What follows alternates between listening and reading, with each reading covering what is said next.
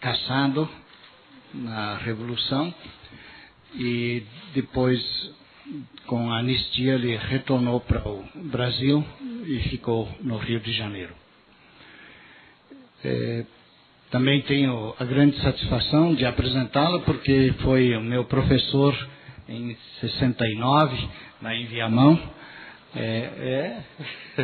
onde apresentou um grande trabalho sobre dialética a partir de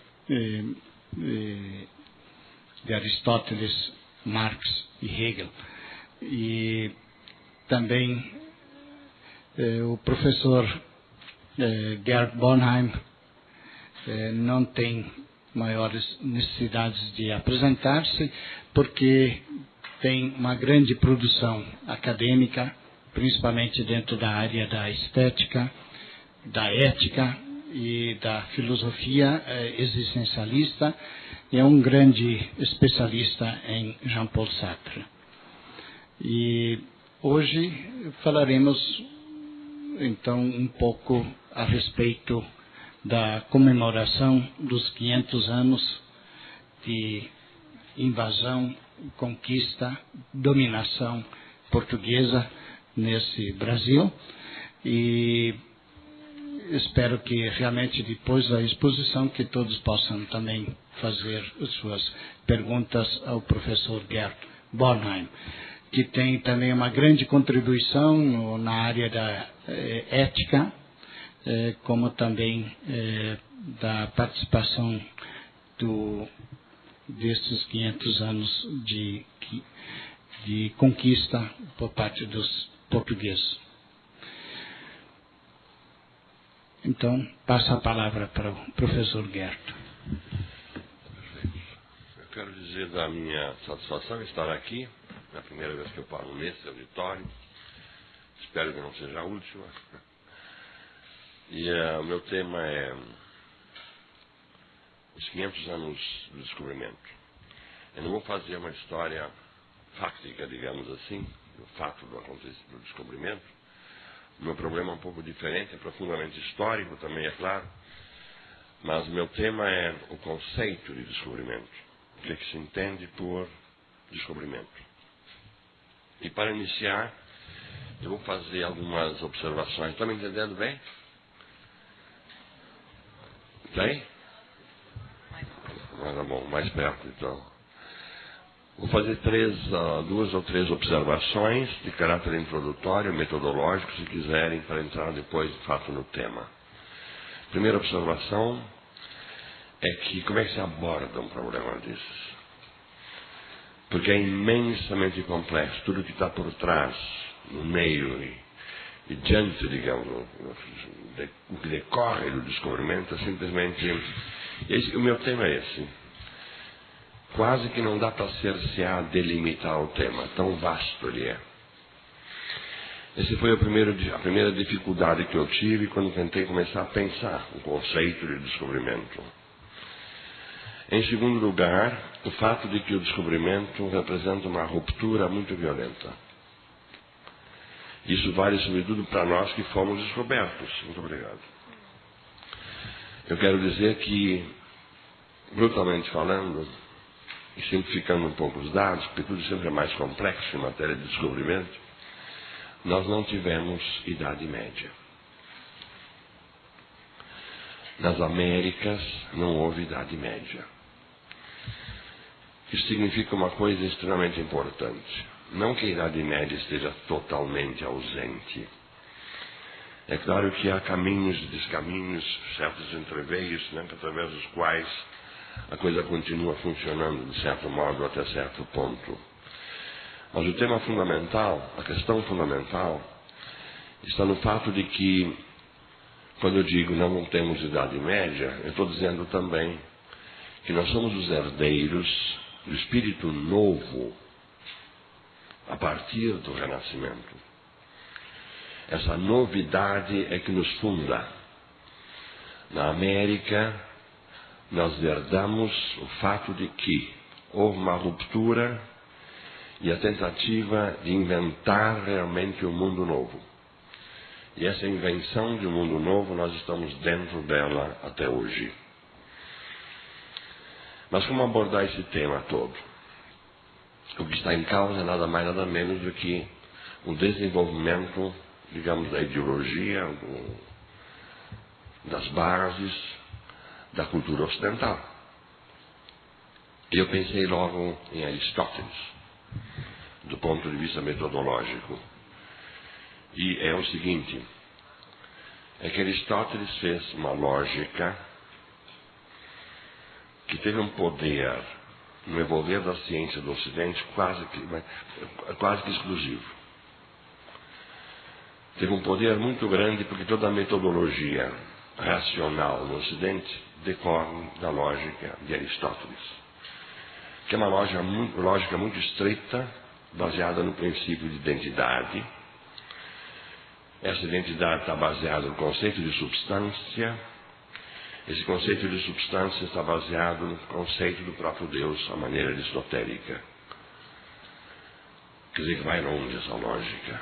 A partir das suas raízes últimas, vai longe. E ela se caracteriza por um rigor fantástico que se expressa sobretudo na silogística.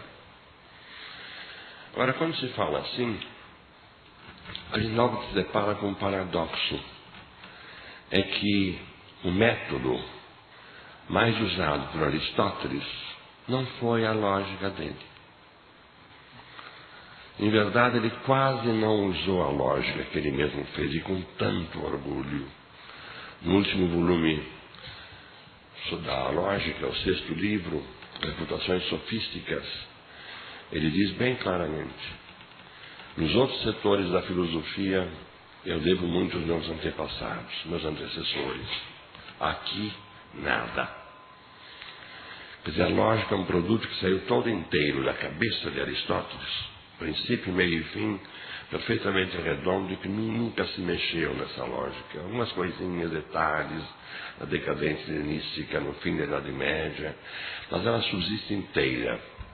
E ele já sabia disso, e sabia com muito orgulho. Então parece estranho o fato de que justamente ele não usasse essa lógica, um método para pensar. Ele usava quase sempre uma outra metodologia, que foi sempre denegrida na cultura ocidental, que ele chamava de dialética. A dialética não tem essa precisão maior, certo e errado. A dialética é uma coisa mais de tentativa, de cercear, de buscar os problemas.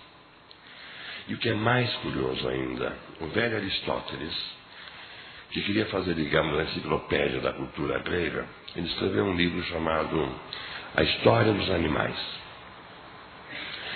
E no início desse livro, ele introduz uma nova metodologia, que ele chama de paideia,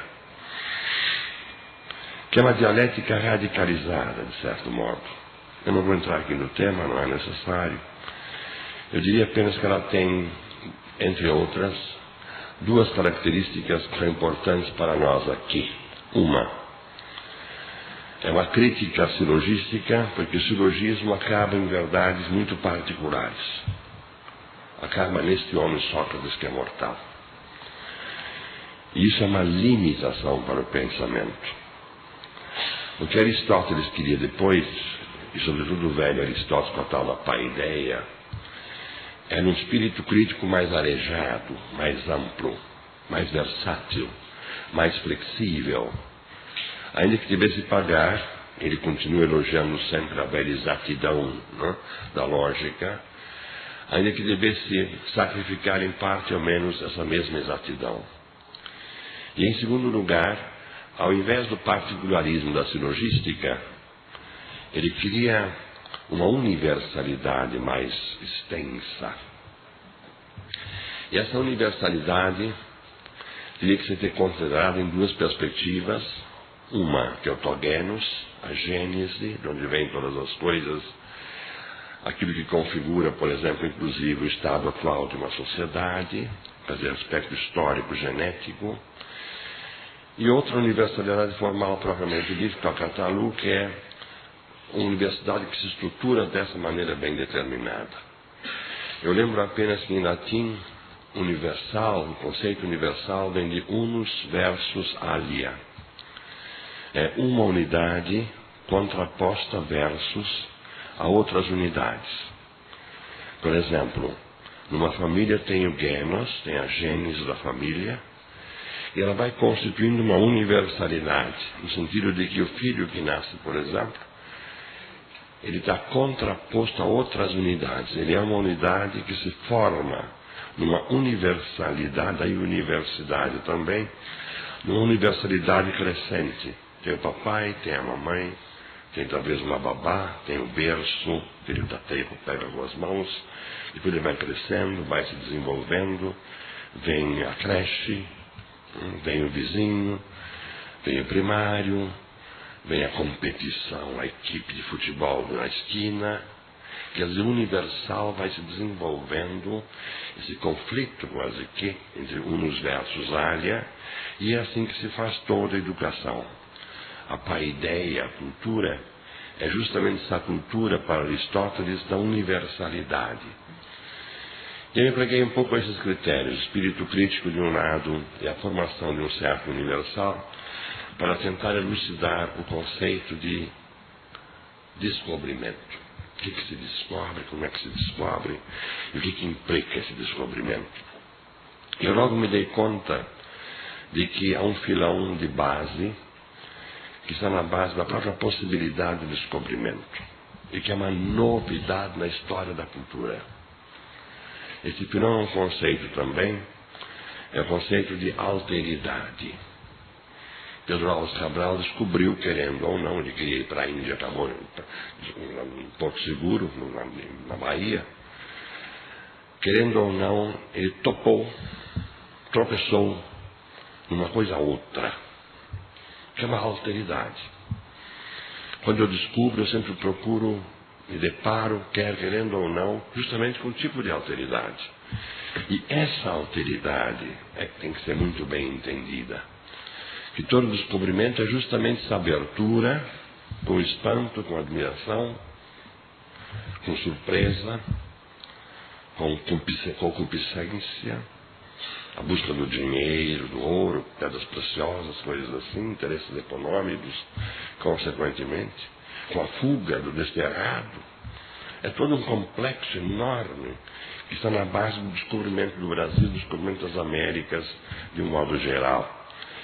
Quer dizer que é uma universalidade que vai se formando, mas o fio condutor me parece o tropeço fundamental do conceito de descobrimento é justamente a alteridade.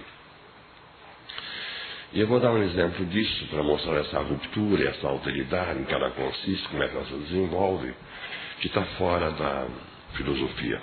Eu vou fazer uma espécie de jogo aqui, já temos historiadores, filósofos, pedagogos e coisas assim. Fazer uma espécie de jogo, caminhar um pouco mais ou menos à vontade também, e depois nós podemos fazer um pequeno debate. Sabe quem é esse homem? Eu vou acenar para ele aqui. É Shakespeare. Shakespeare foi numa experiência de uma importância fundamental nesse processo. Ele é do tempo do descobrimento, afinal. E tem tudo a ver com isso. O que se verifica é que Shakespeare é o primeiro grande viajor da dramaturgia. E isso não é uma coisa secundária de menos importância. Sabe por quê?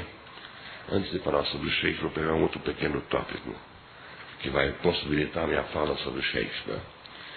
É o que se muda nessa época, é o próprio conceito de viagem.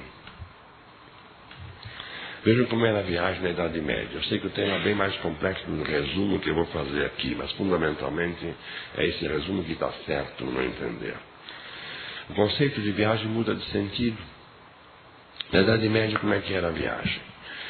Era a viagem de um cruzado que ia até a Terra Santa, defender os lugares sagrados, e que não se comunicava com os nativos, muçulmanos, pagãos, não se comunicava. Tem uma tese de uma antropóloga americana justamente sobre esse tema, ela analisou a correspondência que os cruzados mandavam para a Itália, para o Vaticano, está tudo lá na biblioteca do Vaticano, e essa correspondência não faz nunca a menor referência aos muçulmanos. Eles permaneceram sempre à terra, ignota, o erro, o pecado, o pagão, o que tinha que ser ignorado. Isso é um tipo de viagem. Ou então a viagem da Idade Média era, por exemplo, uma coisa incrivelmente que nós não fazemos mais. Nós somos muito burgueses, muito confortáveis. Eles faziam expedições que iam, por exemplo, de Paris. Paris tem uma rua que sai da Praça da Sorbonne, que não é muito longe de Notre-Dame. Chama-se Rue Vaugirard. Vaugirard. E essa rua talvez era, no passado, a rua mais longa do mundo. Quando ela chegava fora da cidade, que já era uma cidade considerada na época, ela continuava por caminhos e descaminhos incríveis e ia até, sabe onde? São João.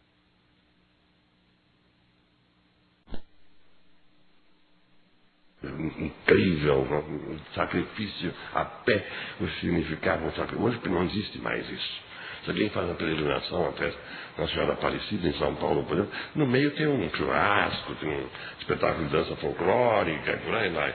Mas naquele tempo era de fato uma peregrinação, uma seriedade fantástica. E o cristão católico fazia o quê?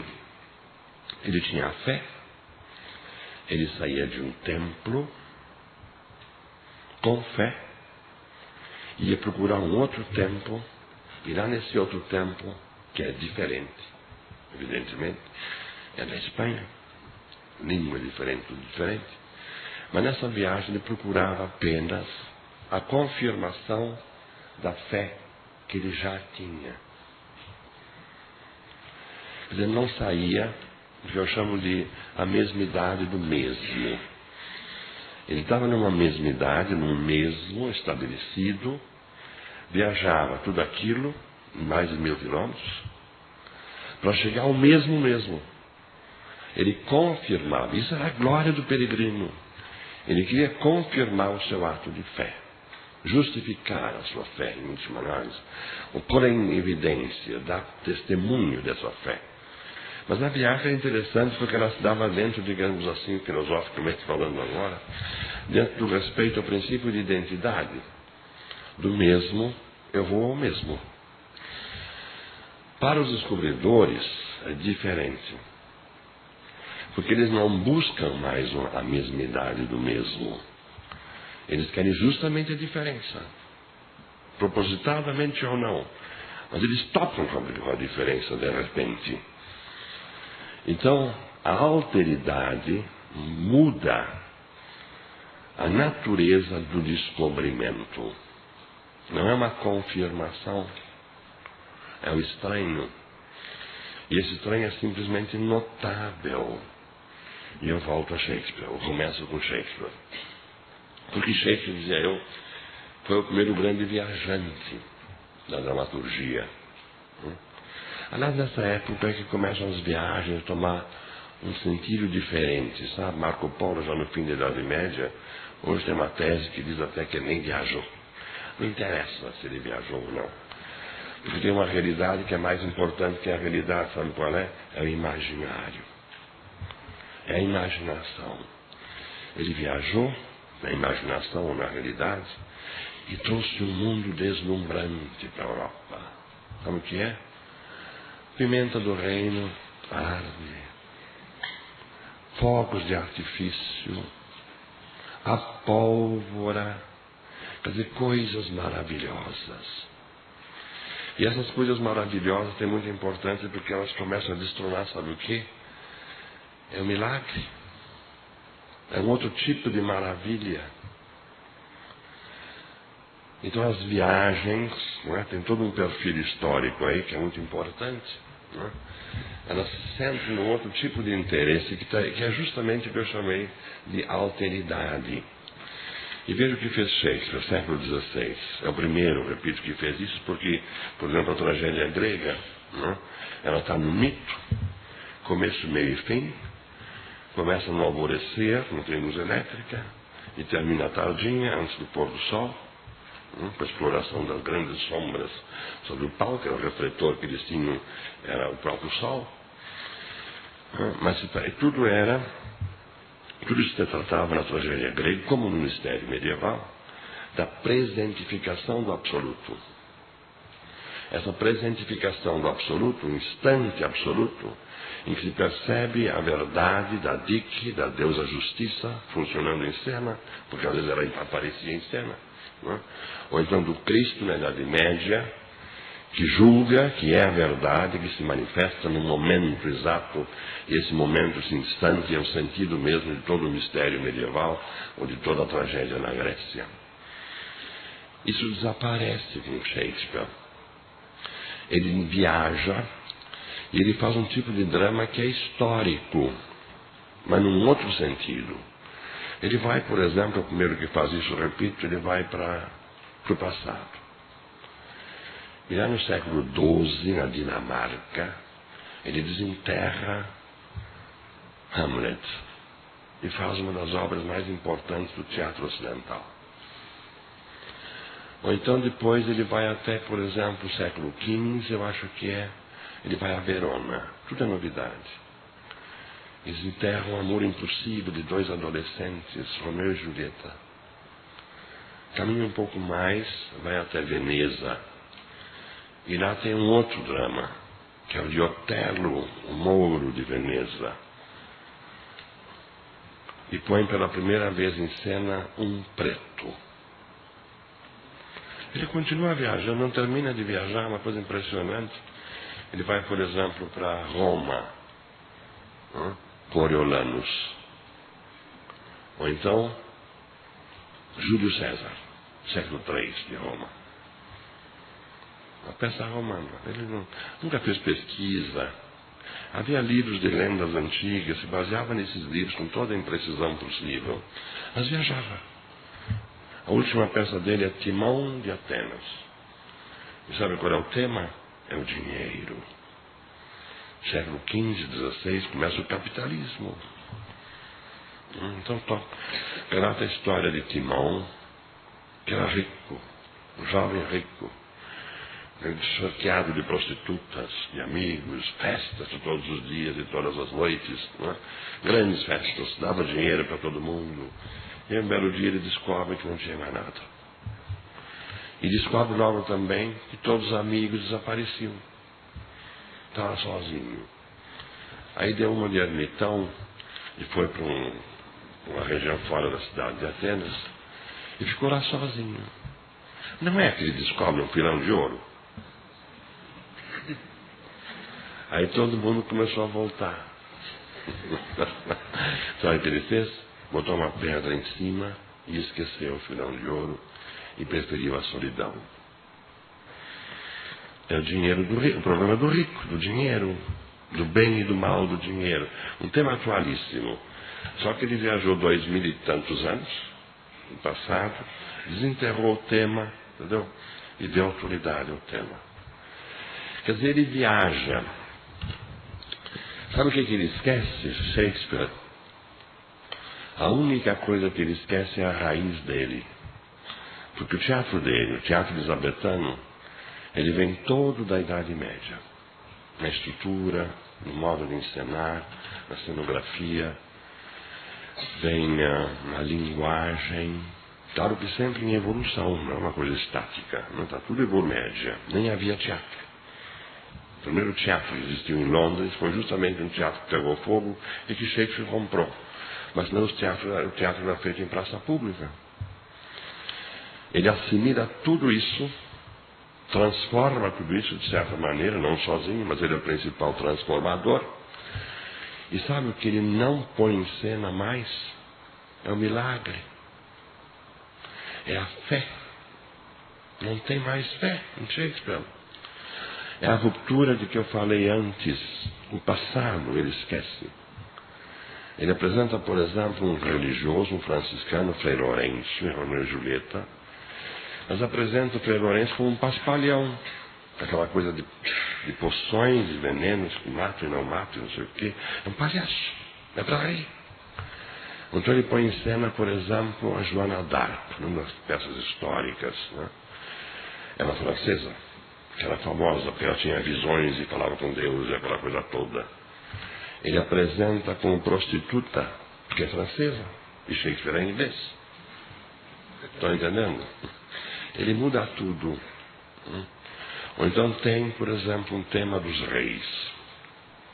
O rei é sagrado. Na época, o rei era meio Deus, estava muito perto. Ele era sagrado, o rei tinha um sangue azul, não é mesmo?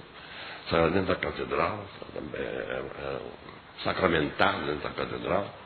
Ele era de uma linhagem divina. Ele viu o poder. O poder da monarquia era divino. Sempre. Sabe o que ele faz? Acaba com isso.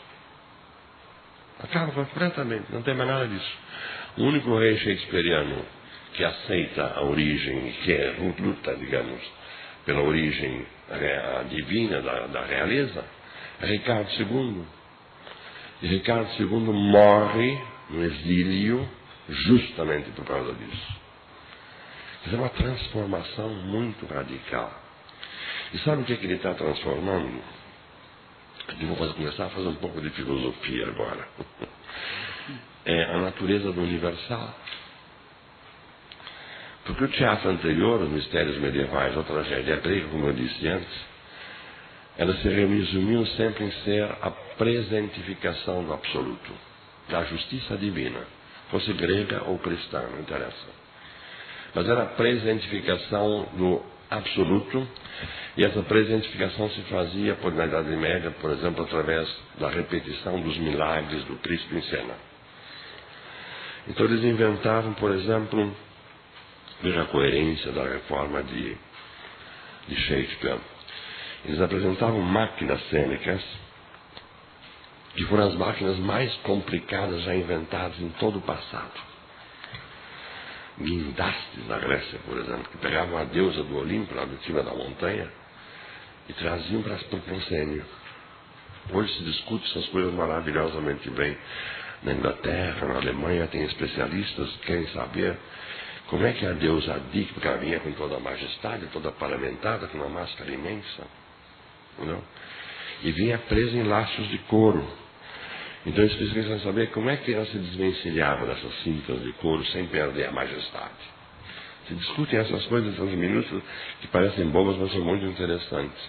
Na Idade Média tinha as máquinas mais impressionantes de todo o passado. Existem restos dessas máquinas em alguns museus da França e da Alemanha, que eram, por exemplo, tinha um em Rouen no século XIV, que era famoso. Eles é que chamavam o público, entendeu? Que ele fazia, sabe o que? Ele inventou uma engenhoca. Fazia São Pedro, caminhando sobre o mar. E se via ele caminhando sobre o mar. E ele não afundava. Para aquela população que não era letrada, o livro era a catedral, era a pedra da catedral, que tinha que ser explicitado, o padre falava, explicitava a vida dos santos e do Cristo através das estátuas. Para aquele povo era fantástico, porque via a grande linguagem de Deus, que era a reprodução do milagre, e parecia verdadeiro. Era fantástico. A máquina no teatro vai até o fim do barroco, já meio decadente, porque aí os jesuítas, por exemplo, né, eles estavam mais preocupados em montar Plauto, por causa do latim, do que os milagres do Cristo. Mas havia o poder da máquina. Agora, no século XVI, não é que Shakespeare elimina a máquina. Ele faz mudanças incríveis, esse homem. Até que ponto ele tinha consciência? A gente não sabe muito bem. Então, por exemplo, no Hamlet começa como? O tema do Hamlet, de toda a tragédia, é a vingança do rei morto, pelo herdeiro que é o Hamlet. O irmão Cláudio, que roubou até a mulher do rei morto, né? O Cláudio é um assassino ou não é um assassino? Pois não é que o fantasma aparece no início, começa aí. O fantasma aparece para soldados, e os soldados são analfabetos, é gente da plebe, eles aceitam o que diz o fantasma. E o fantasma convoca Hamlet, ele vai lá, ele aparece. Hamlet não aceita. Ele aceita, mas fica com o pé atrás. Porque Hamlet é um príncipe renascentista, afinal de contas. Ele quer a prova. E toda a peça é a busca de provas racionais que provem, que põem como evidência que Cláudio matou o velho e que a esposa do velho é cúmplice do novo rei e que roubou o trono, consequentemente, de Hamlet. Estão entendendo? É a razão que interessa. a prova. Ele chega a inventar uma coisa completamente nova, de fazer uma peça dentro da peça, que é o assassinato de Gonzaga, uma paródia, uma farsa, que repetiria, ele fez modificações nessa peça, para pegar Cláudio em flagrante. Ele tem que se trair, ele quase se trai. Mas Hamlet não está satisfeito, ele quer uma prova definitiva. Ele não quer mais um milagre. Ele não quer mais a autoridade suprema, coisa que o valha, que substitua a razão humana. Essa é a grandeza do Hamlet. Mas é um processo de transformação fantástico. O que ele pensava, Hamlet, não se sabe. Ele lia Montaigne, parece. Tem quase que citações às vezes. Mas Montaigne era um cético, uma coisa meio complicada. Mas o que está acontecendo é uma coisa muito importante de Ciel, porque é uma transmutação. Isso não é uma questão puramente filosófica.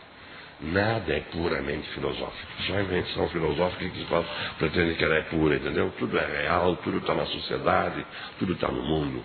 Por exemplo, dessa época está acontecendo, começa a acontecer uma transformação no sentido ou no fundamento dos universais. Em Platão, por exemplo, o universal tem um fundamento absoluto, é a ideia absoluta de Deus, de fundamento universal. E isso é que dá realidade à ciência. Você sabe o que Shakespeare está fazendo na prática dele? Na teoria não se sabe nada. Na prática dele, está mudando o fundamento do universal. Por quê? Porque o fundamento começa a se transferir do absoluto da fé, da presentificação do milagre, da fé, presentificação do Cristo e coisas assim, começa a se transferir para a história e para a geografia. Ele viaja no tempo e no espaço. Ou seja, os parâmetros, digamos assim, dentro dos quais passa a desenvolver o universal, o que fornece a credibilidade universal, deixa de ser Deus, o Deus platônico, para ser o espaço e o tempo. É só isso que ele faz. Então muda tudo.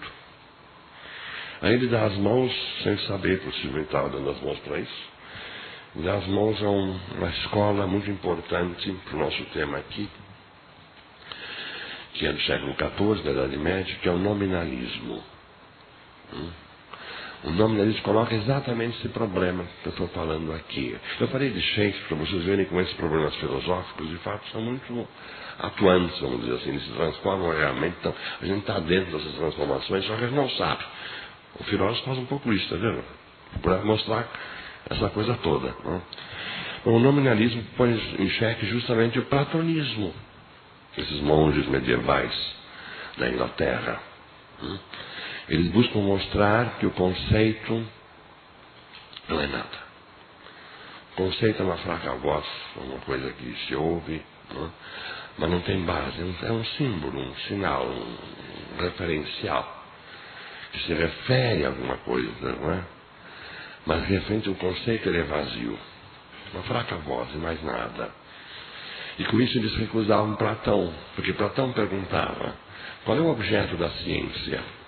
Qualquer ciência. É o conceito. Eu tenho que definir o que é o homem, tenho que definir o que é o animal, tenho que definir o que é não sei o que, a árvore. Como é que eu faço? O conceito é universal. Mas qual é a natureza do universal? Tem que ter uma natureza. Porque se o conceito não for nada, a ciência é nada. Ela perde a sua razão de ser, não é mesmo? Então o que eu digo? O homem é um animal racional. O que é um animal racional? Esse conceito que vale para todos nós sentados aqui. Tem realidade o conceito ou não? Platão dizia, o conceito é o mais real. O animal racional é a ideia divina do homem. E quando eu faço antropologia, psicologia, coisas que eu valho, eu lido com esse conceito, eu estou contratando com a realidade. Porque o animal racional é a essência, é o eidos, é aquilo que a coisa é. Então a ciência, sendo consciência de universais, ela é realíssima. Da história, por exemplo, não se pode fazer ciência. Porque a história só se ocupa de sombras que passam. Eu não posso fazer uma história científica, por exemplo, do assassinato de César, tema de Shakespeare. Eu não posso. Porque a história não tem consistência maior. É só coisas que não têm essências, não têm eternidade nenhuma, não tem nada no universal. O assassinato de César aconteceu só uma vez. Como é que isso pode interessar, então, a ciência? Não existe história, consequentemente. Entendeu? Quer dizer que, nessa linha dos platônicos, o conceito da física, por exemplo, é realíssimo, e é por essa razão que a ciência tem realidade. Ela se ocupa da realidade diretamente, né? Através, é claro, do concurso divino, das ideias divinas. Né? Mas ela se ocupa da ciência e não da existência. A existência somos nós. O conceito animal racional é uma essência eterna, que vale para toda e qualquer pessoa humana, né? Desde que existe até o fim. Então a psicologia, por exemplo, vai se ocupar de uma essência eterna, está claro? Não é? Pois não é que os nominalistas ingleses dizem o contrário? Eles dizem, não. O que existe não é a essência. Isso é um conceito vazio. O que existe é a existência. O que é isso? 10 minutos? Um pouco mais. Ah, tá bom. E só um pouco tempo assim? Então vamos ver.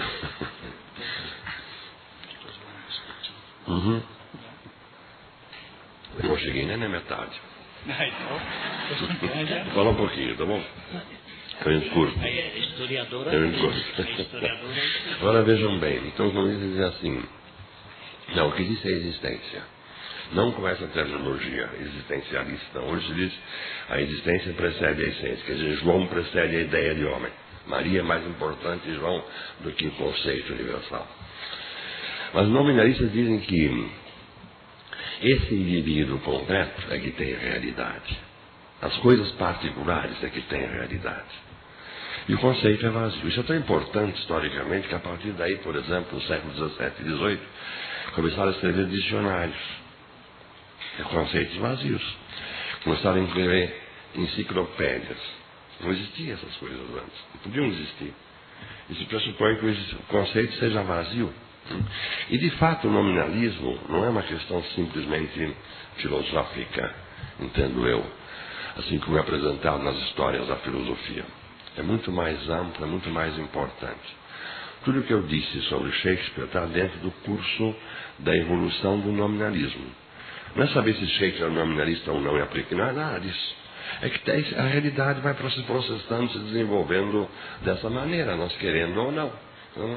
Então, o nominalismo, de fato, é, por exemplo, a descoberta da história, que só foi se construída como ciência na segunda metade do século passado.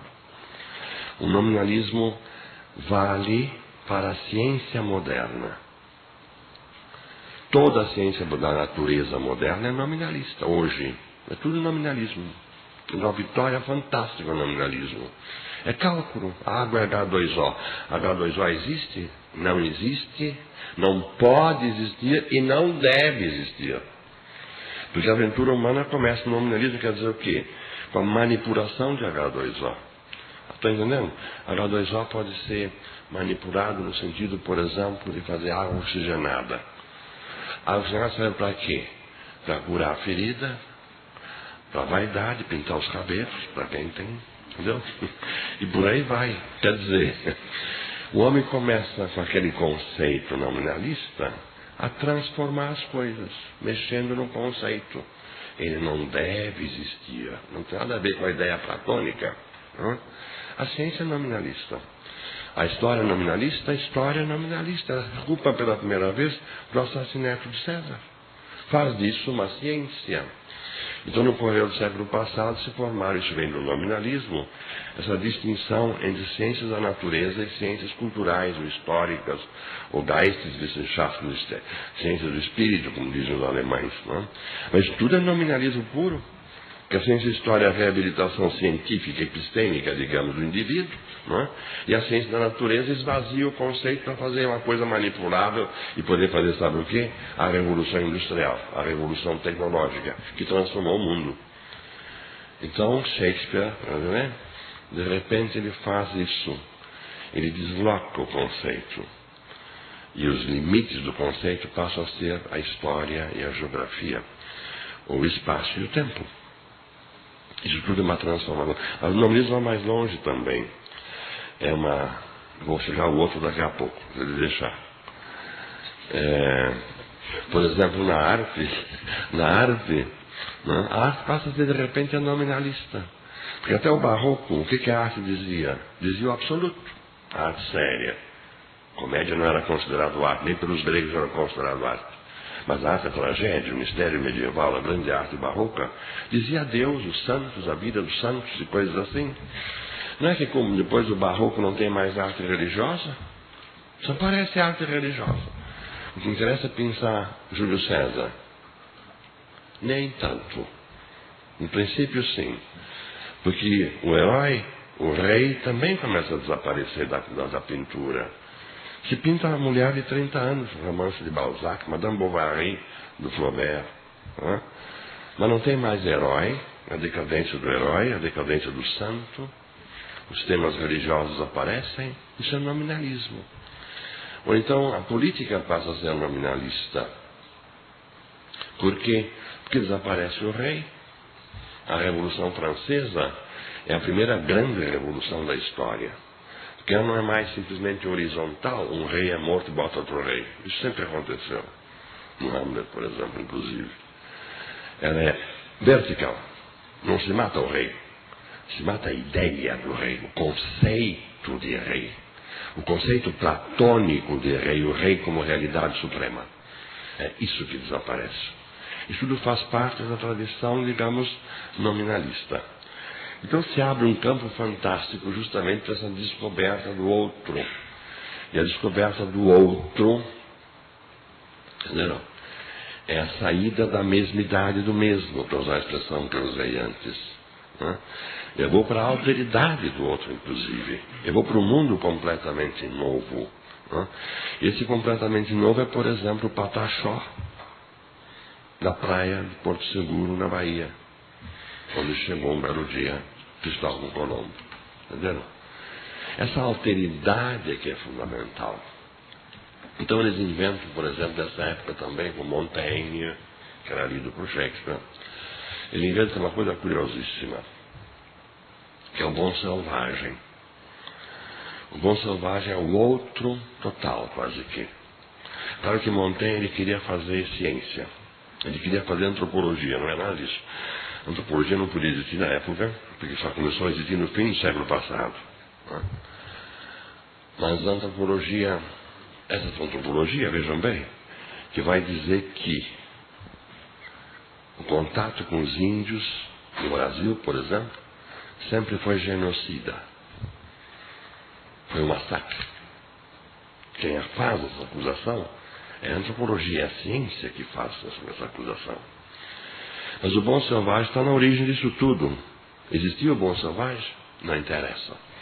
Montaigne, quando ele fala do bom selvagem, no fim do capítulo, do ensaio dele, ele diz uma coisa muito curiosa assim: e esse relator francês que vem da Bahia, do Brasil, e me escreve, relata essas coisas todas, será que ele sabe a língua do índio?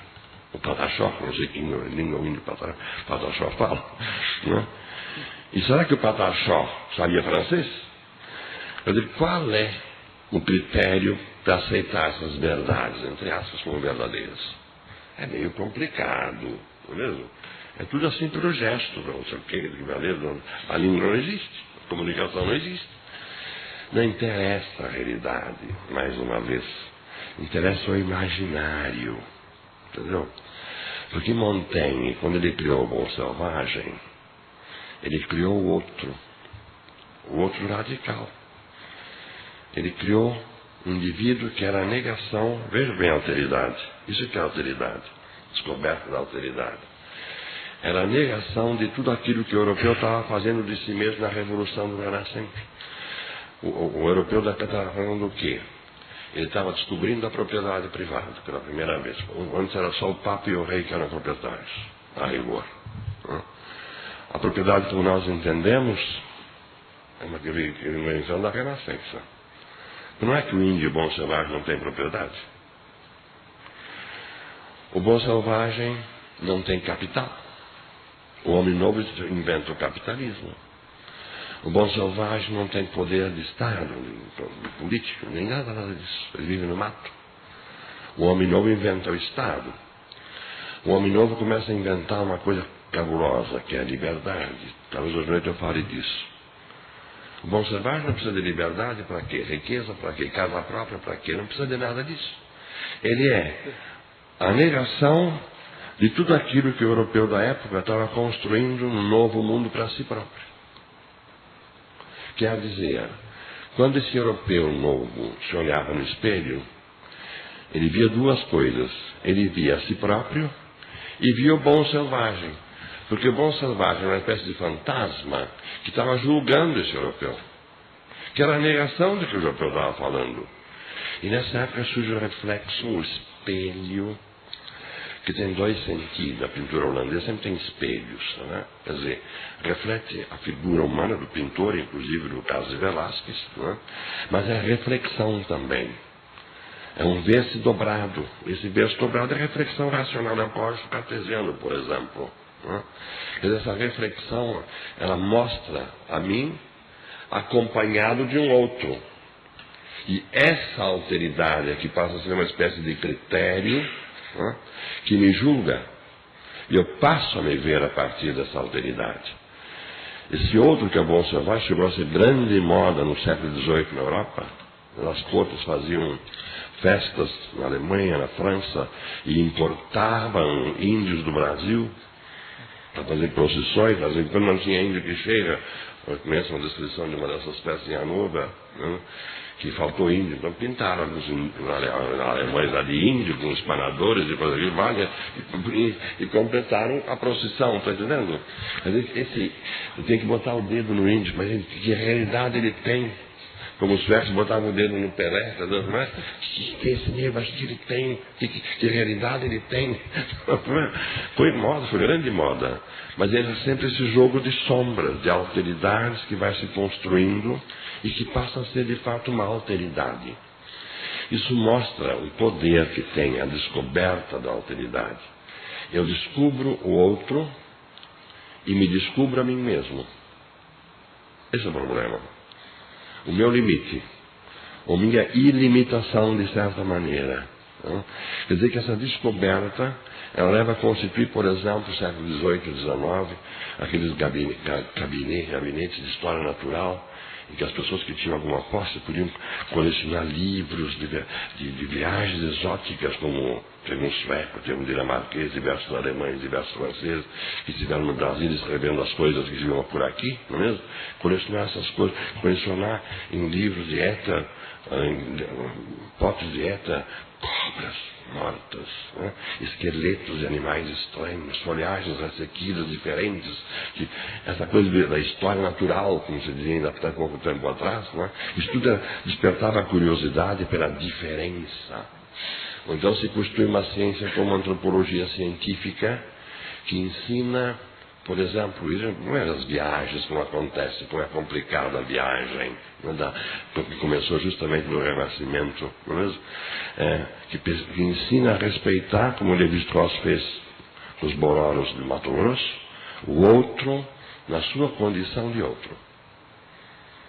O outro tem que ser atingido e respeitado enquanto é outro, não enquanto é redutível a mim, ou enquanto é redutível à minha identidade. Claro que essa história toda dos descobrimentos foi violenta, carnificina, muita cobiça, muita conquista de diversos lados, muita defesa, muita destruição. Mas o que transparece na ideia, no conceito de descobrimento, é justamente essa espécie de presença da alteridade que se prolonga através do tempo e que vai sempre mais longe. Entendeu? Busca de fato, algum dia, Gauguin, amigo de Van Gogh, disse: Vicente, nós precisamos assassinar os gregos, que tudo vem de lá. Ele queria um mundo outro. Fez a trouxa dele e embarcou para as mares das Ilhas do Sul, para Tahiti, e lá inventou um mundo, uma pintura que é anti-europeia, mas é europeia justamente por causa disso. Entendeu? Mas que antes ele queria um mundo matriarcal, Não queria um mundo com cores diferentes, botando junto o rosa e o amarelo, que era proibido, usando o preto, que era proibido. Só tinha mulheres em cena, nesses quadros daquela época do Tahiti. Só mulheres, porque não é mais Deus, Deus não é mais homem, entendeu como é? Passa a ser mulher, e por aí vai. É sempre um devassar fronteiras. Né? E essa coisa do descobrimento continua ainda hoje, não tem limite. Porque hoje nós somos todos, sabe o quê? Astronautas. Na fantasia, na ciência científica, ou na realidade dos foguetes todos, nós continuamos a descoberta da alteridade. Isso parece que não tem fim, mas não tem. Então, no século XVIII, inventam, por exemplo, veja como é importante isso tudo, inventam pela primeira vez o conceito de humanidade. Quem foi mais longe nessa linha foram os antigos romanos, a humanitas dos romanos, entendeu? Mas aquilo era só império, era limitado, como todas as grandes religiões também eram regionais, afinal de contas. O conceito de humanidade.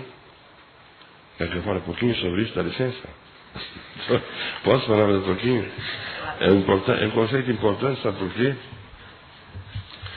Ele foi introduzido, tanto quanto eu vejo, por um filósofo chamado Leibniz. Foi um enorme matemático, físico, teólogo, filósofo, foi tudo, e foi também, sabe o quê? Diplomata político. Era uma figura, último gênio, no sentido objetivo da palavra, o homem que sabia todas as coisas e ainda criava coisas. Kant já não consegue mais fazer isso. Né? Mas, de qualquer maneira, esse Leibniz tinha uma preocupação. Ele transformou, sabe o quê? A natureza, ou desacralizou a natureza do ecumênico. Porque o ecumenismo sabe-se que surgiu lá pelo século II ou III, no cristianismo, não é mesmo? E sempre com essa preocupação, que no fundo é reducionista. Mas o Leibniz queria resolver politicamente, não religiosamente. Não religiosamente. Não tem um missionário. Não. A questão do conflito da Idade Média. Ele queria resolver as desavenças entre árabes, judeus e cristãos. Mas ao invés de resolver aquela conversão, ele queria resolver politicamente. E a partir daí é que vai se desenvolvendo o conceito de humanidade, que é fundamental nos enciclopedistas franceses, por exemplo, ou na ética ou na filosofia de Kant. O conceito de humanidade é o princípio mesmo da possibilidade do imperativo categórico, por exemplo, em Kant. Não é? Pois a humanidade, que hoje chama até de aldeia global, não é? A humanidade é aquilo que tem que congregar em si todas as diferenças, todo o espectro da alteridade, todos os tipos, então tudo que se verifica de diverso na história do homem, fora da história do homem, tem que ser conservado, preservado através desse conceito de humanidade, que é um conceito que tem toda uma dimensão teórica fantástica, mas tem também, sobretudo, uma dimensão prática. Nisso está o Parlamento Clássico Europeu, né? Já desfeito, depois a ONU, o Mercosul, o Mercado Comum Europeu, tudo isso tem por base essa transformação que não é mais presa, digamos, ao Estado, mas o Estado não pode esgotar o campo da governabilidade. Então hoje nós estamos discutindo um tipo de governabilidade, estamos caminhando dentro da investigação prática de um tipo de governabilidade que não tem mais a coisa perfeita, redonda, acumulada, digamos assim, recortada, que é o Estado moderno. Se busca então um tipo de governo compatível com aquele conceito de humanidade. Por que se descobriu o conceito de humanidade que nunca existira antes? Tem uma razão de ser. É que nós estamos caminhando dentro dos limites desses conceitos todos. Mas tudo se faz, isso delimita, de certa maneira, o conceito. Eu estou terminando o conceito de descobrimento, né? Porque é a maneira de ir até os limites extremos da alteridade, o que se descobre de maneira mais remota possível, e ao mesmo tempo isso é sustentado por um conceito de humanidade que pode de fato abranger todas as diferenças e todas as possibilidades, digamos assim, do comportamento humano. Muito obrigado.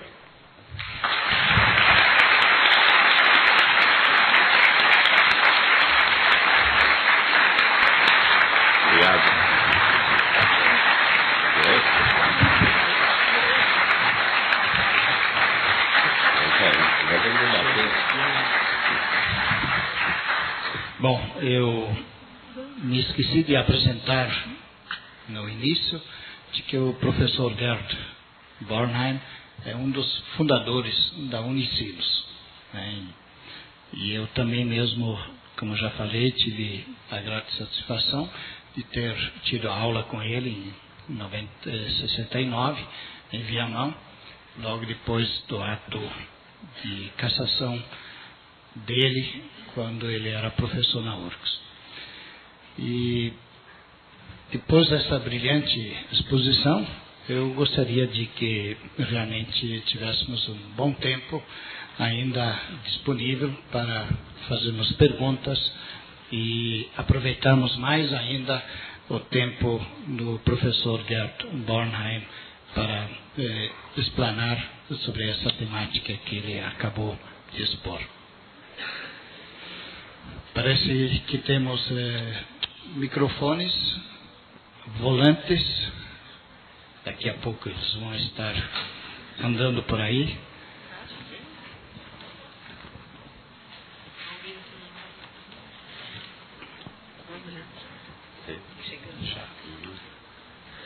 Já estamos com os microfones aí dentro do auditório. Então, por favor.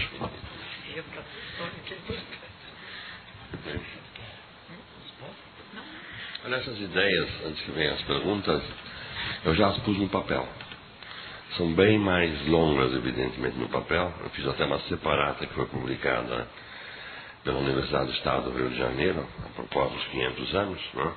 E deu quase 100 páginas. Agora saiu uma versão mais reduzida num livro da Companhia das Letras, que é a propósito justamente dos 500 anos, chamado Mundo e Realidade Humana. Eu acho, alguém conhece? Eu acho que é esse o título, né? Vai sair o segundo volume sobre os 500 anos, que é sobre o índio. Aí eu não participei, eu não entendo de índio. E vai sair o terceiro, que está sendo realizado, vai ter as conferências agora sobre nação e Estado, em tempos modernos, não é mesmo? Pela Companhia das Letras. Mas no primeiro volume, que é O Homem e a Realidade do Mundo, eu acho que o título é mais ou menos esse. A conferência introdutória é a minha. Chama que eu trato do conceito de descobrimento.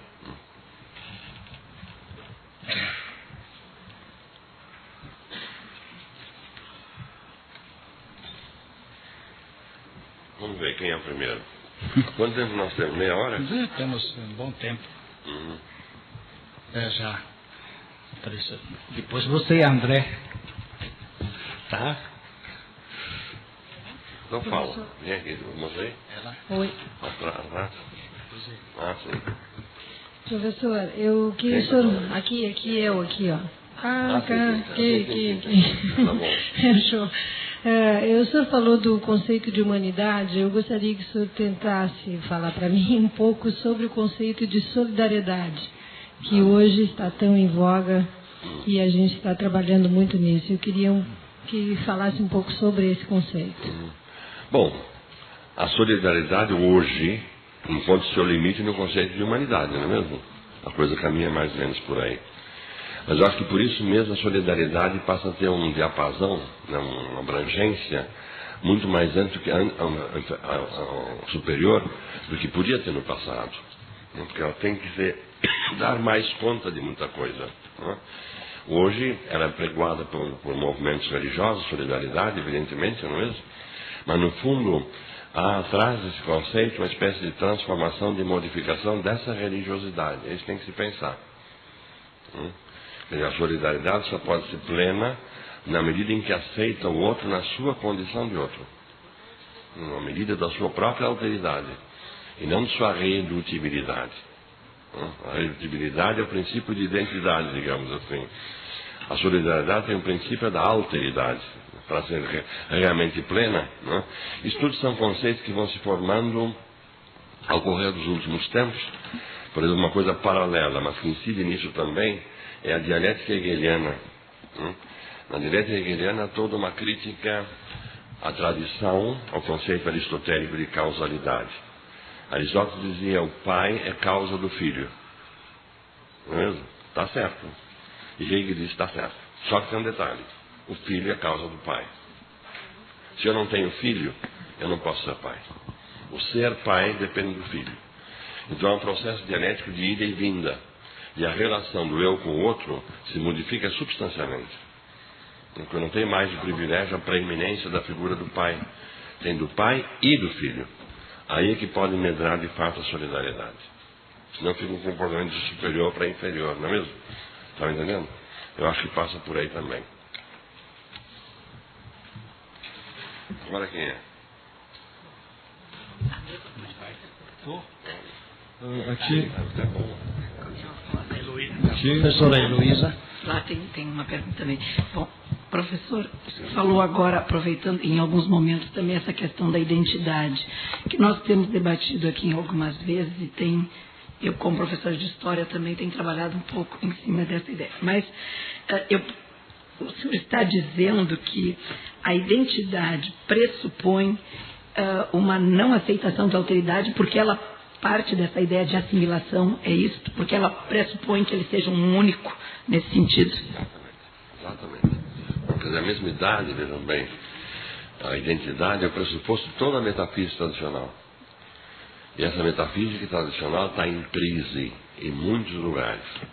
Por exemplo, eu falei há pouco do pai e do filho do pai. Isso é a dialética hegeliana. Põe a contradição no lugar da identidade. Isso é apenas o princípio. O grande tema da ontologia no século XX é a questão da diferença, justamente. Da não redutibilidade do ente ao ente. Isso só se faz em Heidegger, por exemplo, através da discussão do tema da diferença ontológica. Eu discordo um pouco de Heidegger, porque para mim não é uma questão de defender o ser no sentido de entificá-lo. Para mim a questão se coloca um pouco mais assim de estabelecer uma relação entre ente e ente que não...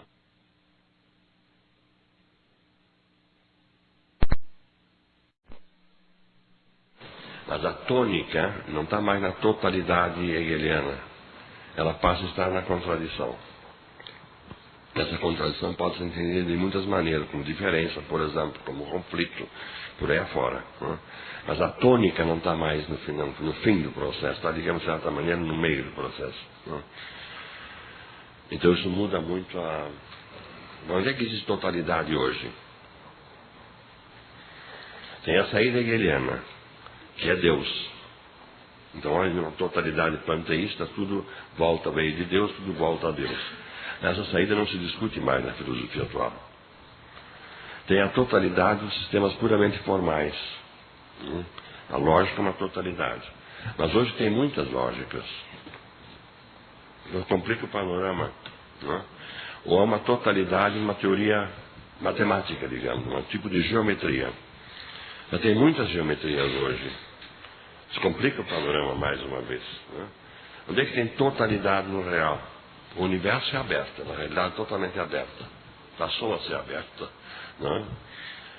Talvez aquela sugestão do Heidegger, que a obra de arte é um todo completo e fechado em si, chegou à perfeição, não dá para tirar nada, não dá para botar nada, e que essa totalidade vem de um certo movimento, que gera uma certa forma de repouso, diz o Heidegger, não é?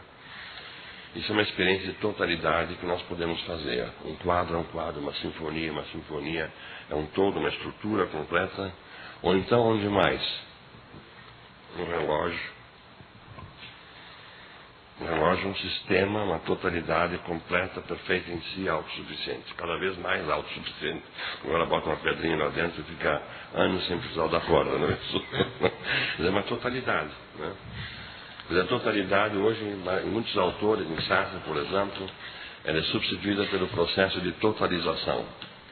Mas é um processo, uma evolução, um vir a ser, que chega a configurar certas totalidades, mas que se dissolvem sempre em novas totalizações. Por aí vai. Por favor, aqui. Sim, senhor, vamos lá. O senhor abordou, algumas vezes sobre o Platão, o mundo das ideias de Platão, e o que vem antes, se é a ideia ou se é o objeto, somos nós, o concreto, Eu não entendi muito bem isso, como o senhor aplicou, e como deve ser aplicado isso. como deve ser aplicado. Veja bem, não é uma invenção da filosofia. Entendeu? Ela começa no Neolítico, podemos dizer, ou nos tempos homéricos, para ficar na Grécia. Um dia Homero, ele canta em praça pública e dança, porque ele cantava, ele trabalhava e dançava, fazia todas essas belezas, não é mesmo? E ele relata os feitos heróicos de Ulisses. Acontece que Ulisses estava na praça. E ele se viu refletido no canto homérico. E parece que diz a tradição, não é vera bem trovado, que é muito bonito, que uma lágrima rolou do campo no rosto de Ulisses. O que seria o início, sabe do quê? Da reflexão, de certo modo. Da reflexão da filosofia grega, se quiserem, mas também de uma outra coisa que é importantíssima. É a ideia do universal concreto. Ulisses, cantado pelo poeta, ele passa a ser uma espécie de herói e funciona pedagogicamente como um modelo a ser imitado. Então a formação do homem grego, no tempo de Platão, por exemplo, se fazia através de cantos e danças feitos pelos jovens que recitavam os versos de Homero em que ele canta os feitos de Ulisses. Quer dizer que Ulisses passa a ser uma espécie de herói, de modelo, de paradigma, uma espécie de santo. Vai ser no cristianismo, o santo vai ser exatamente essa função, que é um universal concreto. O que Platão fez é tornar esses universais concretos o mais racionais possível. Então não é só Ulisses, Ulisses não existe mais o céu platônico, não é? Mas existe a ideia de homem, existe a ideia de coragem, a ideia de herói e por aí vai. E essas ideias são paradigmáticas. Elas são princípio de toda a pedagogia e devem ser imitadas pelo homem. Está claro agora? Essa passagem, como é que se faz, como é que nasce a ideia platônica, é por aí. Quer dizer, o platonismo não é uma ruptura tão radical. É uma tentativa de pensar racionalmente, justificar racionalmente uma certa tradição que pertence ao homem desde o Neolítico, eu diria. Quer dizer, quando surge a doutrina dos dois mundos, o mundo divino dos deuses e o mundo mortal do homem e a hierarquia, aquele é superior e esse é inferior. Quer dizer, que tem sempre essa dimensão pedagógica em Platão, porque nós temos que pautar o nosso comportamento justamente pelas ideias divinas que são objeto, inclusive, ou devem ser, de contemplação por parte do filósofo. Toda a pedagogia se baseia nessa visão da ideia absoluta. Então essa ideia é fundamental. Quando os nominalistas começam a criticar essas ideias, todas elas, eles estão mudando, querendo ou não, eles não se deram conta de tudo que eles estavam fazendo, entendeu? Toda a natureza da pedagogia ocidental passa a dispensar o santo, o herói, o poder que vale. Então é uma transformação muito profunda nessa evolução toda. O herói, por exemplo, ele passa, é um herói puro, Ulisses, digamos assim. É o princípio de instauração da nação, da consciência nacional. Nós seguimos um santo, um herói como nosso modelo. O nosso modelo não é o modelo de outra cidade, de outro país. Entendeu? Nós somos uma nação porque temos os nossos heróis que garantiram a nação, que combate e garante a nação. Não é? Quer dizer que essa pedagogia toda, por exemplo, em relação ao herói, na literatura moderna, começa a se desmanchar. Isso é nominalismo. Então, por exemplo,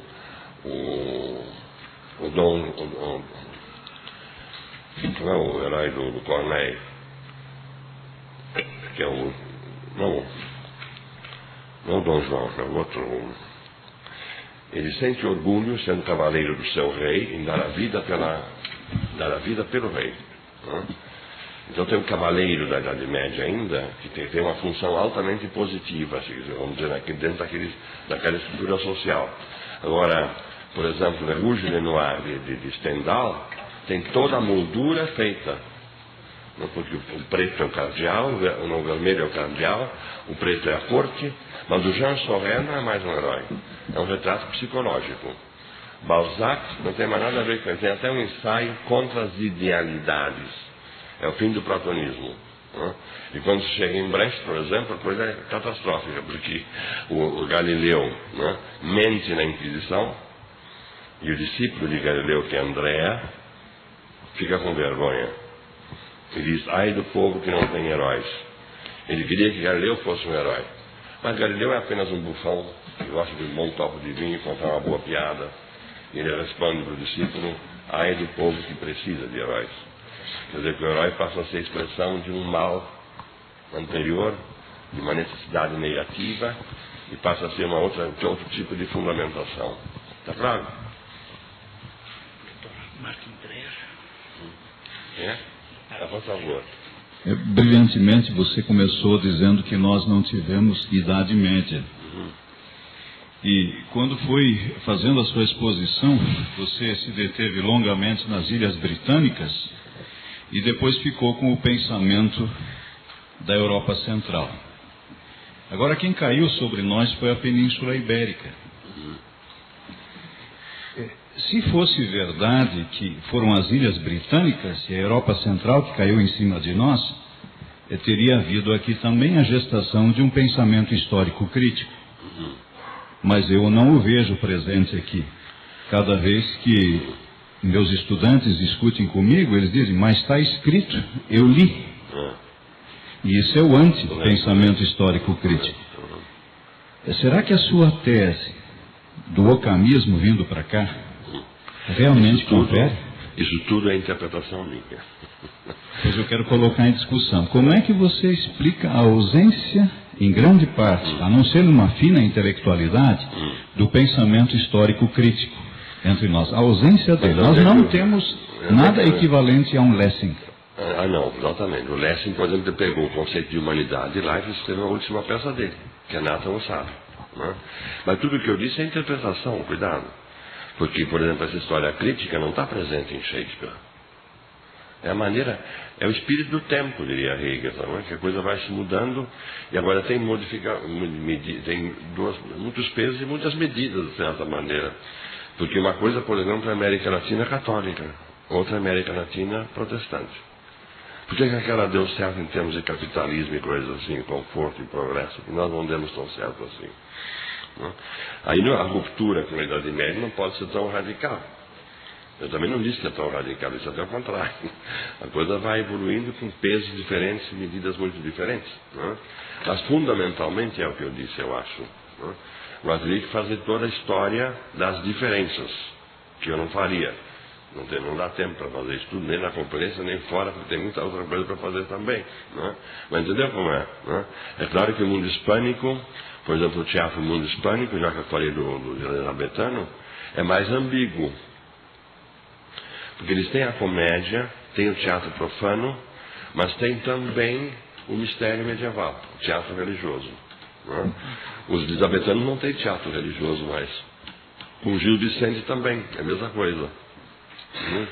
Quer dizer que aí as coisas vão se configurando, mas no fundo é uma mesma problemática presente, que informa, de certo, o mesmo espírito geral, digamos assim, eu diria, que informa toda essa evolução. Quer dizer, o que existe é a praxis humana, eu diria assim, entendeu? A criatividade do homem, que está de fato modificando essas estruturas todas elas. De maneiras, em 99% das vezes eu acho que é insciente. Não tem essa. A gente só percebe a verdade, entre aspas, do processo no fim do processo, quando já aconteceu o processo. Não é? Então a Renascença pode ser interpretada de longe como uma totalidade fechada e que se presta de fato a uma leitura que o renascentista não tinha.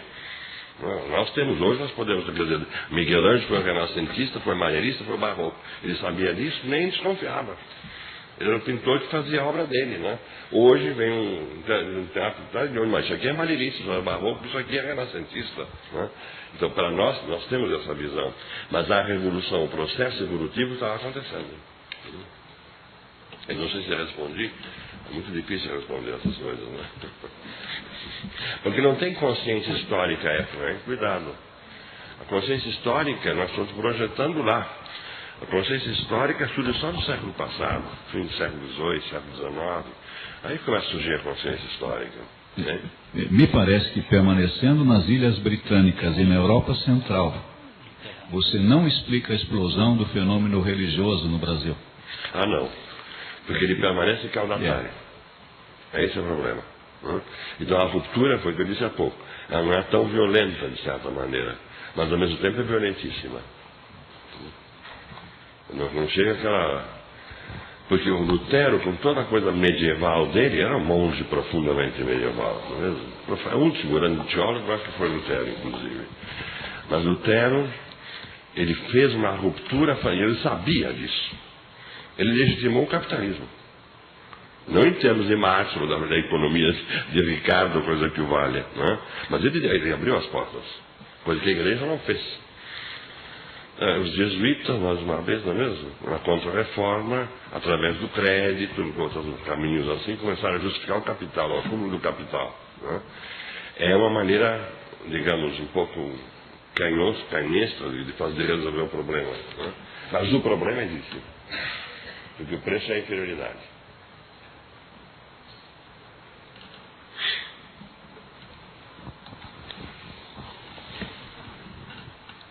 Mais alguma questão? O Roden. Professor Luiz Roden. Professor Guerra, a minha questão é extremamente simples. Eu tenho um grande problema em reconhecer que esses navegadores, em terem vindo ao Brasil, aplicar a isso o conceito de alteridade. Não, isso é interpretação minha. Pois é, eu gostaria de repente se fundamentasse, porque na verdade é a mesma idade do mesmo que se buscava, me parece. E mesmidade talvez de uma forma mais terrível, no sentido de se impor, inclusive, e não respeitar como na Terra Santa, e aqui buscar o ouro e assim por diante. De repente, explicitar um pouco mais isso, talvez seja interessante. Eu não sei se sei fazer. Porque vejam bem, a alteridade não vem assim, eu estou reconhecendo o outro.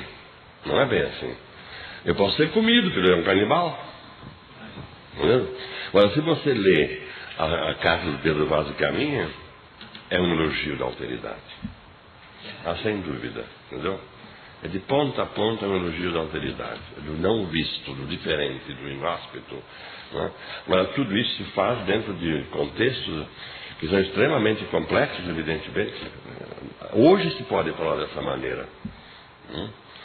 E não é assim, se descobre o outro. Não, eu quero destruir o outro, inclusive. Pela espada, pela religião, de muitas maneiras. Eu quero destruir, entendeu? Mas através dessa negatividade toda, é o outro que está se impondo. E eu não posso mais fugir do outro. Esse é o problema fundamental. Ele veio para ficar, de fato. Né?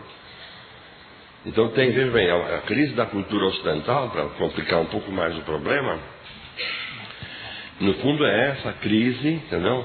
Da velha identidade, para falar filosoficamente. Né? E é uma abertura através do conceito de humanidade para a alteridade. Quer dizer que, de certa maneira, aquela ruptura continua funcionando. A gente quer uma certa superação do passado, através, por exemplo, na filosofia, da crise da metafísica, a maneira heideggeriana, ou marxista, inclusive.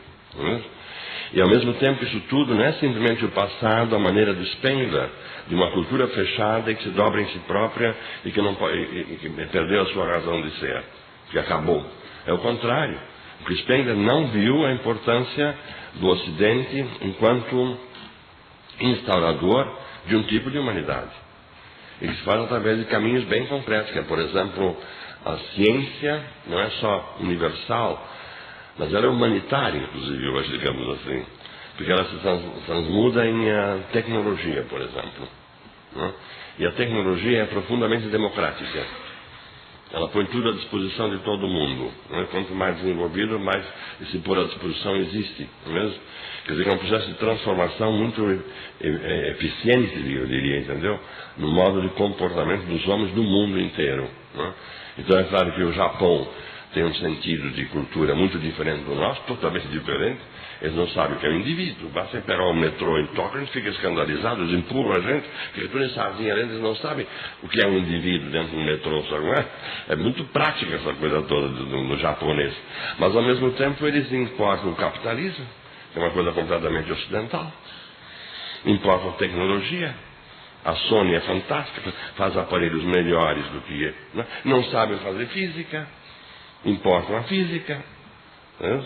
Mas essas coisas todas, a tecnologia e o capitalismo, são coisas profundamente ocidentais. Então o que está acontecendo? É um diálogo maior, é o mínimo que se pode dizer. Então a China importa o marxismo. Mas você já viu uma coisa mais fausticamente ocidental do que o marxismo? Importado pela China, pelas dinastias chinesas de milhares de anos. Quer dizer, o que está acontecendo? Mesmo? É um mundo em transformação. Não é um fechamento, é uma transformação autossuperadora, de certa maneira, mas ao mesmo tempo um comportamento de abertura fantástico, através de muita violência. A violência continua. Eu acho que o caso da Iugoslávia, por exemplo, é uma maneira de reescrever a história e a geografia. Está tudo falso. Qual é o critério? A vontade do rei para fazer a fronteira? Ou é, por exemplo, a língua? Por que os bascos não podiam falar basco? É preparar uma guerra. Sim. Você, como é que é? Teu nome? Franciele.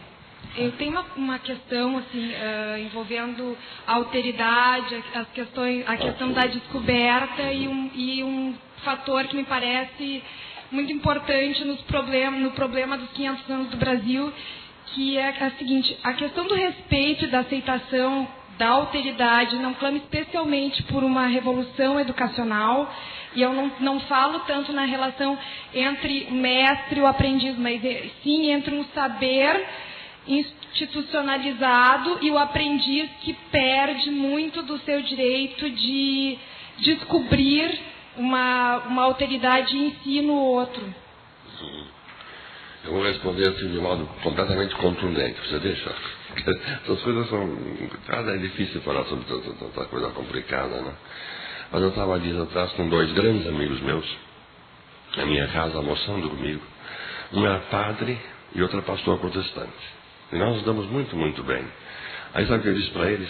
No momento que vocês se aproximam de um índio, vocês estão cometendo genocídio. Está dada a resposta, mais ou menos? O aprendizado, né? Tem que tomar cuidado. Não pode ser reducionista. Não pode ser reducionista. Entendeu? Eu acho que a própria religião, por isso que eu fiz isso, nós discutimos com eles, a própria possibilidade da religião tem que passar por uma transformação interna muito radical. Eu acho que a teologia está fazendo isso, mas é muito difícil. Para onde é que vai, eu não sei. Janete? Boa pergunta, viu? Todas são boas, né? Estão ótimas. O senhor Quem falou... Está falando? Eu. Eu gosto de ver. O senhor falou que dentro da dialética hegeliana não haveria mais a preeminência do pai sobre o filho, mas... Né, há as duas preeminências, eu diria. Sim, de ambos, não mais, né? Do pai sobre o filho, mas de filho com pai e pai com relação a filho. Então, deixa eu só terminar. Então... Fala. Então, dentro dessa questão, eu lhe pergunto, que motivo teríamos nós hoje, como filhos da Península Ibérica, para comemorar os 500 anos de descobrimento? Meu Deus. Para comemorar os papais? Como pai, né? Seria festa dos pais ou dos filhos? A gente vem deles, viu? E tudo é um processo. Não se pode falar contra o papai, não é? A questão não está aí, entendeu? Não está aí. Eu acho que quando um filho está bem educado, passa por aquelas crises da adolescência, da puberdade, quando ele supera isso, esse ódio que ele tem pelo pai, que é necessário, ele tem que fazer a ruptura com o pai, aí ele volta. E é o melhor amigo do pai. Eu acho que muitos pais não entendem isso, muitos filhos não entendem isso. Mas aí que está o problema. É fazer essa dialética, entendeu? Porque o que Hegel fez sem fazer, ele expressa o que está aí no ar, entendeu? Não é? Mas a afirmação de Hegel é a revolução de toda a pedagogia moderna. Desde Pestalozzi e Rousseau, aquela turma, no fundo é isso. Não é? É o modo como se relaciona pai e filho. E não é mais do modo autoritário, a maneira aristotélica, digamos assim, entendeu? Mas começa a se mudar. E começa a se inventar a criança. A criança antes era um homem, um adulto, fantasiado de adulto, e por aí afora não tinha nada de pessoal, digamos assim, de diferente, de alteridade. Né? E de repente tem que se aceitar essa alteridade. Né? E para o pai pode ter sido um golpe grave no orgulho dele de autoridade. Não é? Mas essa dialética, esse diálogo é fantástico. Mas tem que saber conduzir. E vive os nossos antepassados, não é mesmo? Nós estamos aqui, tudo bem. Podia ser um pouco melhor, mas fazer. Vai melhorando, vai melhorando. Bom, eu até vou pedir para a Janete fazer de novo a disciplina de História de Filosofia 4, mas é comigo daí. Por favor, é você? Tá? Olha, é teu nome? É, Gabriel. Eu tenho uma colocação um pouco ingênua, talvez, mas só que eu senti falta desse ponto. Fala. Que é o da dependência cultural. Na medida em que nós somos aqui na América Latina, apenas um reflexo das circunstâncias econômicas e culturais europeias, a descoberta do Brasil implicaria na descoberta de nós mesmos, da nossa identidade. Então, como é que fica a questão da alteridade, da descoberta, o conceito de descoberta, frente à questão da identidade e da dependência cultural? Nós temos patrocinadores eternos na metrópole, é isso que você quer dizer. Exatamente. É exatamente isso. Agora veja bem a diferença. Como é que nós vamos descobrir algo que nós nem sabemos quem somos? É isso que eu quero. Não, acho que nós sabemos alguma coisa do que somos já. A coisa vai se construindo, vai se fazendo, né? Agora, sabe o que eu acho? Claro que esse problema tem que ser colocado. Ele está um pouco demodé hoje, não sei certo por quê. Mas, de qualquer maneira, a novidade está, sabe onde? No fato de que pela primeira vez se coloca o problema. Então não há mais uma dependência pura e simples. Há, no mínimo, uma dependência crítica. Eu estou colocando o problema. Você colocou. Não é um privilégio isso. Não é mesmo? É uma questão já aceita de que existe qualquer coisa como uma identidade. E essa identidade vai se desenvolvendo até através do futebol. Entendeu? Se faz de muitas maneiras. Tempo atrás eu estava no interior do Paraná, uma noite escura, não se via nada, a menor luzinha, eu e o chofer, não tinha a menor luz, nada, nem vestígio de civilização. O Brasil estava na Copa do Mundo, de repente aí fez um golo. Não sei se foi vitória ou derrota. Espolcaram foguetes por todos os lados. Está entendendo? Nós não somos argentinos. Nós não somos uruguaios.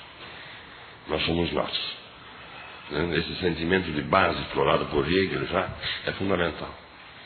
Essa ideia de que nós nos reconhecemos como uma identidade na derrota e na vitória. É por esse caminho, eu acho, para construir isso tudo. Agora, é claro que há uma espécie de servilismo em relação à metrópole, muitas vezes, que é um desastre, chato, não é mesmo? Agora, eu, por exemplo, discuti com o Edino Krieger, aqui de música, outro tempo atrás esse problema. Eu tenho uma ideia do Estado Novo, de que sempre que uma orquestra vem de fora, tem que tocar uma peça brasileira. Eu disse, absolutamente, eu não quero isso. A peça brasileira eu tenho aqui em casa. Eu quero que essa orquestra que vem de fora toque coisas novas deles lá, para conhecer. Isso não é dependência. É abertura, é humanidade, em última análise. Não é? A gente não tem direito de ser ignorante, tem obrigação de ser inteligente. Eu acho que inteligência quer dizer ler dentro das coisas. É uma facultas, é uma atividade a inteligência. Ele tem que saber assimilar as coisas todas. Não é? Isso não é subserviência. Pode ser uma forma de subserviência. Eu viro o macaco e começo a imitar os outros, não é mesmo? Mas a criança começa imitando.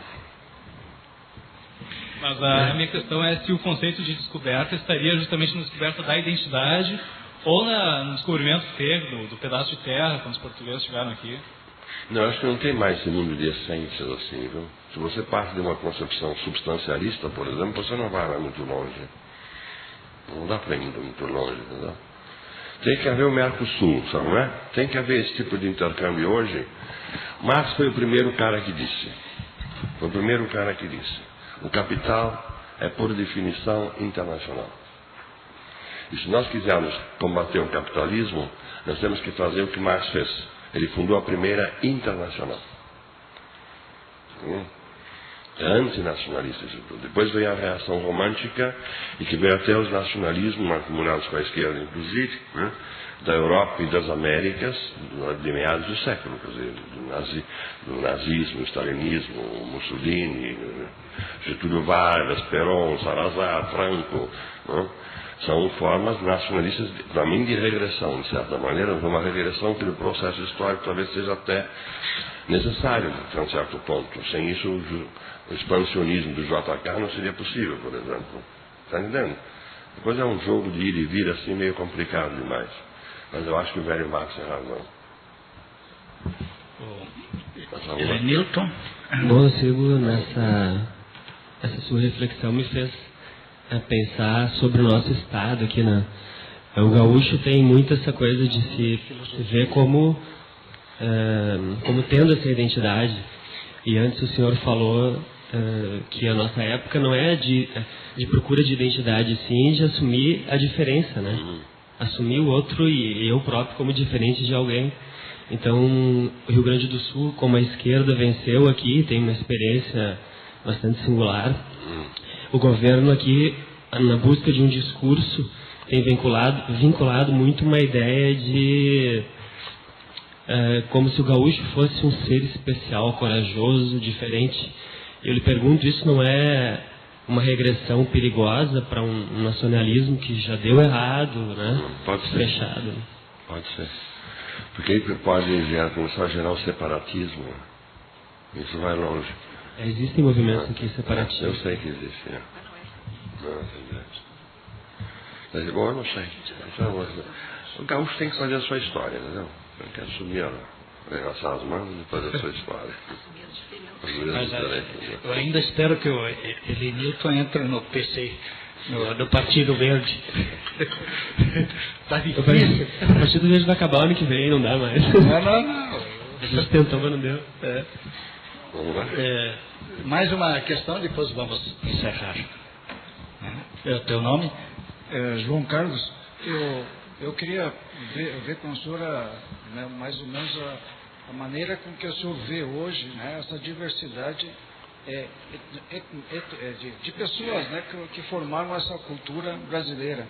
Né? Nós temos o índio, o preto, né, o europeu, sendo, né, que esse processo produtivo, todo ele é de ascendência duvidosa, né?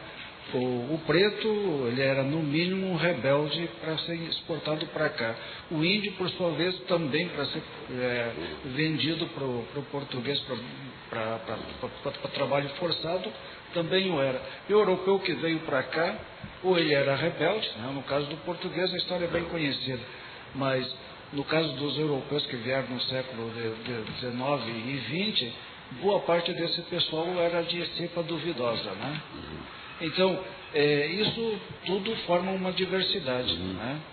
Então, bem diferenciado, por exemplo, de outras culturas, como, por exemplo, do Canadá, dos Estados Unidos, né? Eu quero acreditar que nós estamos gerando uma personalidade, uma cultura, uma cidadania própria. Isso tende a vingar? Eu não tenho resposta para essas coisas, assim, não dá, é muito difícil, né? É um processo histórico sempre. Mas olhemos só o seguinte, olhemos só um detalhe que me parece fundamental. É claro que se pensa na cultura japonesa, ela tem um tronco só, uma identidade que vem de dentro dela e tudo é. O chinês também, aquela coisa que vem de dentro dela, né? O árabe é a mesma coisa. Né? O mundo ocidental não é assim. O mundo ocidental ele é plural na sua origem. Nós somos todos gregos. De lá vem a filosofia, a ciência, a tragédia. Somos todos romanos. O mundo jurídico, a ideia de império, de política, vem do mundo romano. Nós somos todos judeus. A moral, a religião vem de lá. Nós somos todos cristãos, querendo ou não. Entendeu como é? É uma diversidade de elementos que nem são compatíveis e formam uma cultura. Eu posso entender uma tragédia como Édipo? Muito difícil. Porque nos padrões do cristianismo, Édipo não é culpado de nada. Eu não sabia que Jocasta era a mãe dele. Eu não sabia que tinha matado o próprio pai, que pensou que fosse um bandido. Então é muito difícil de entender. Mas o caso é que há uma diversidade na raiz do mundo ocidental e os conflitos. E aí vem mais coisas, vieram os germanos, os nórdicos, que fez a ópera de Wagner, entendeu? Os registros menores, como sei lá, certos detalhes de repente. E no século XX é uma abertura muito maior, inclusive, sabe? Que pode ser vista de muitas maneiras. Por exemplo, de repente, Picasso faz uma exposição chamada de Cubismo, em 1906, a influência árabe, é preta. Aquelas figuras negras de ébano no norte da África. É tudo inspirado fora do mundo ocidental. Então a coisa se complica porque a vontade de ter raízes outras, uma espécie de vontade, entre aspas, é impressionante. Por exemplo, Humboldt, é o fundador da linguística, não é mesmo? No princípio do século passado, ele criou uma teoria que está certa, das línguas indo-germânicas. Hoje se diz indo-germânicas ou indo-europeias, mas quer dizer a mesma coisa. Sabe o que ele disse? Que a origem dessas línguas todas, que são todas as línguas europeias, menos um cantão da Suíça, as escandinavas, não sei o que, mas é praticamente tudo, não é? Vem da Índia, uma língua hindu anterior ao sânscrito, que o Heidegger, às vezes em quando usa no pé de página, a palavra ser, não sei o que, vem de lá, dessa língua que é quase desconhecida. E todas as nossas línguas, o alemão, o russo, o francês, o grego, o italiano, vem tudo de lá. Parece uma coisa inocente e um progresso, só que tem um detalhe, vem de fora do mundo ocidental. Pela primeira vez uma ruptura, tanto quanto eu estou vendo. Nessa inocência da linguística do Humboldt, tem uma ruptura. A origem não é grega, não é romana, não é judaica, não é cristã, são as raízes. Está fora. Agora tem um nacionalismo que busca sempre uma raiz autóctone que exclui o fora, está entendendo como é? A nossa experiência ocidental é muito mais complicada. Então, fica como resposta. Bom, eu gostaria de agradecer em nome da coordenação do programa de pós-graduação em História, doutorado e mestrado em História, o professor Rambo, que não pôde comparecer essa tarde, e também a presença dos colegas e alunos por esta extraordinária participação, e de maneira especial meu agradecimento ao professor Gert Bornheim por ter se disposto para esta tarde aqui, para expor e também debater com nós outros. E hoje à noite nós teremos uma continuação, ainda com a exposição do professor Gert Bornheim. Tá, muito obrigado. Obrigado.